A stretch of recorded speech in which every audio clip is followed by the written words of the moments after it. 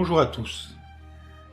Dans la partie 1 de ces vidéos, dans laquelle nous avions examiné la condition des morts, nous avions vu que le Seigneur Jésus avait comparé la mort à un sommeil, concernant son ami Lazare. Nous avions vu également que nous pouvions être réveillés de cette mort par la résurrection. Donc, voilà, il n'y a pas de vie après la mort, notre espoir réside dans la résurrection. La résurrection sur la terre pour le plus grand nombre, et la résurrection au ciel pour un petit nombre. Mais nous aborderons ceci dans une autre vidéo. Nous avions vu également qu'il y aurait une résurrection tant des justes que des injustes.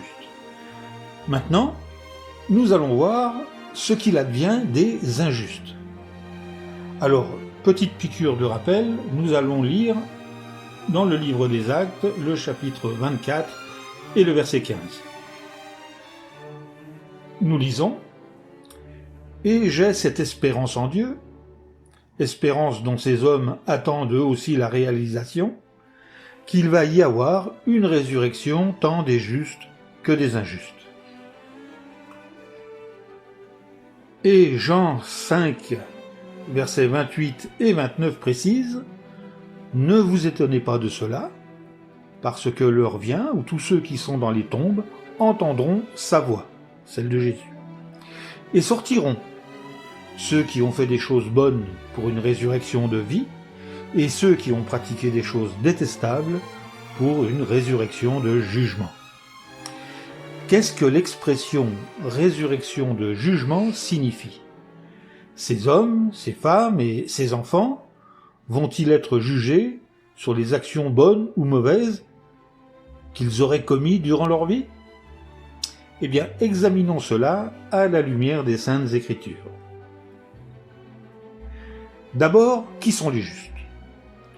Les justes sont ceux qui, avant de mourir, servaient Dieu fidèlement. Leur nom est donc écrit dans le livre de vie. Selon Malachie, chapitre 3, le verset 16. Lisons ce texte. Vous pouvez suivre dans votre propre traduction de la Bible la lecture des versets, n'est-ce pas ?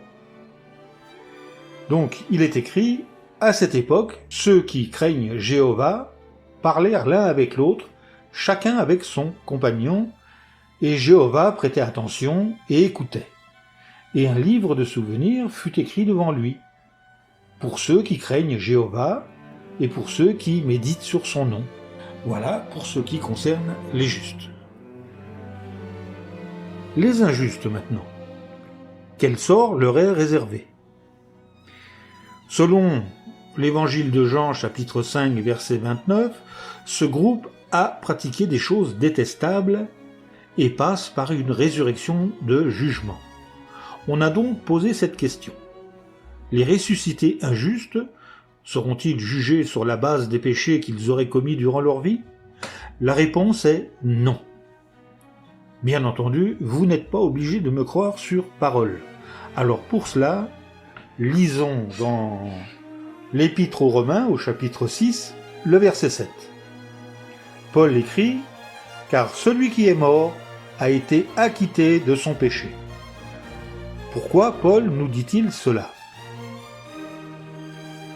Lisons le verset 23 du chapitre 6. Paul poursuit en disant « Car le salaire payé par le péché, c'est la mort. Mais le don fait par Dieu, c'est la vie éternelle, par Christ Jésus, notre Seigneur. » Donc nous voyons que le salaire payé par le péché, c'est la mort. Nous sommes pécheurs, nos premiers parents ont péché, ils nous ont transmis ce péché, de ce fait, nous vieillissons et nous mourrons. Nous avons perdu notre droit à la vie éternelle. Notre espoir réside donc dans la résurrection. Mais expliquons un peu tout cela. Donc, la Bible nous dit que nous sommes héritiers du péché commis par nos premiers parents. Comme je viens de vous le dire, le péché s'est donc transmis à nous de génération en génération.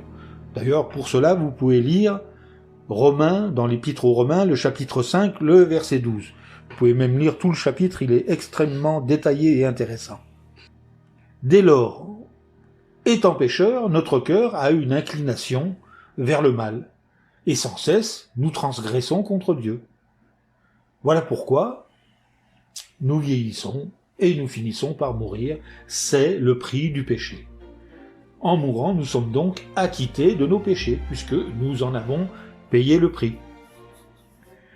D'autre part, dans le passé, et d'ailleurs même à présent, de très nombreuses personnes sont mortes dans l'ignorance des dispositions prises par le vrai Dieu pour nous sauver.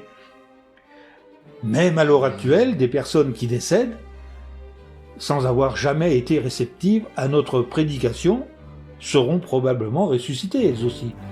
Parce que elles aussi, en mourant, paient le prix du péché et en sont acquittées. Mais que se passe-t-il pour ces personnes après leur résurrection? Seront-elles traitées de la même manière que les justes? Encore une fois, la réponse est non. Ces personnes seront jugées sur la base de ce qu'ils feront après leur résurrection.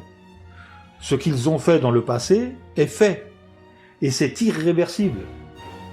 Le jour du jugement leur permettra de prouver leur désir sincère de rompre et d'en finir pour toujours avec le péché. Cela leur permettra d'être instruits dans les voies de Jéhovah et d'accepter de le servir ou non. Pour certains, ce sera l'occasion d'apprendre à connaître le vrai Dieu. Pour d'autres, ce sera une seconde chance. Ainsi, ceux qui accepteront de servir et d'aimer le souverain de l'univers se verront offrir la vie éternelle à la fin du jour de jugement, selon Révélation, chapitre 20, le verset 12. Quant aux autres, ce sera la seconde mort. Ceux qui n'accepteront pas de servir Jéhovah, il y en aura bien sûr, retourneront à la seconde mort, celle d'où il n'y a plus de résurrection possible. Leur nom ne sera pas inscrit dans le livre de vie, selon Révélation chapitre 20, verset 14. Y aura-t-il des personnes qui ne seront pas ressuscitées? Oui, il y en aura. Jésus en a cité quelques-unes, en Matthieu chapitre 23, verset 33, et en Marc 3, versets 28 et 29.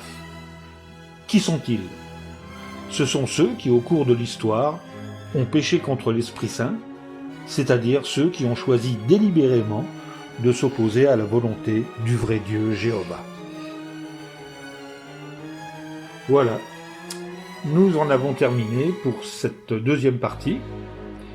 Et comme d'habitude, eh bien, je vous dis, soyez béréens et vérifiez toutes choses.